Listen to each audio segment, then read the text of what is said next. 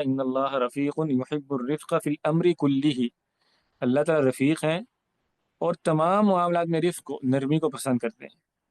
تو یہ عموم ہے نا کہ تمام معاملات میں، گویا ہر معاملے میں نرمی مقصود ہے، ہر معاملے میں نرمی یہ اصل ہے، یہ اساس ہے۔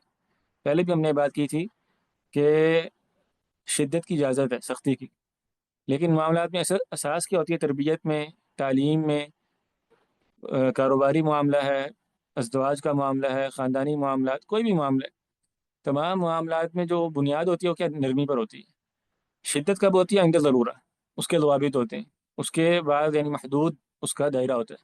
لیکن اصل کیا ہے کہ یحب الرفق فی الامر کلہ، اللہ کو ہر کام میں نرمی پسند ہے۔ اس نے حدیث میں آتا ہے ما کان الرفق فی شیء الا زانہ، کسی بھی معاملے میں جب نرمی آ جاتی ہے تو معاملہ خوبصورت ہو جاتا ہے، پیارا ہو جاتا ہے۔ تو نرمی جو ہے نا اللہ کو ویسی بڑی محبوب ہے۔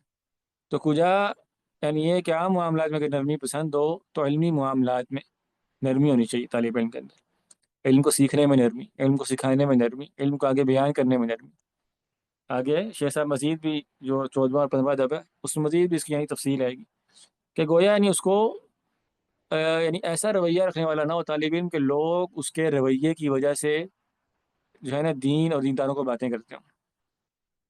شیخ سلیمان الرحیلی حفظہ اللہ نے تو وہ ایک بڑی پیاری بات کہتے ہوتے ہیں، کہتے ہیں اگر آپ طالب علم ہے نا، یعنی آپ دیندار ہیں، ہوتا ہے نا بس اوقات گھر میں کوئی ایک بچہ ایک بچی وہ دین کی طرف اس کا رجحان ہو جاتا ہے، وہ پڑھنا شروع کر دیتے ہیں، تو اب عام طور پہ کیا ہوتا ہے کہ وہ گھر والوں کو وقتہ ڈال دیتے ہیں، ہوتا ہے کہ نہیں ہوتا؟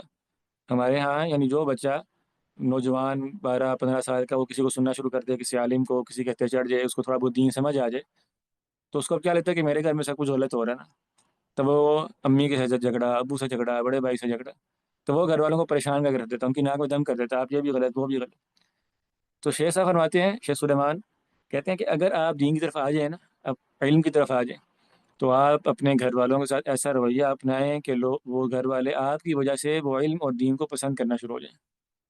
ایسا نہ ہو کہ وہ آپ کے رویے کی وجہ سے کہیں کہ اچھا دیندار تو اتنے خراب لوگ ہوتے ہیں، اتنے سخت لوگ ہوتے ہیں تو فتوی لگاتے رہتے ہیں۔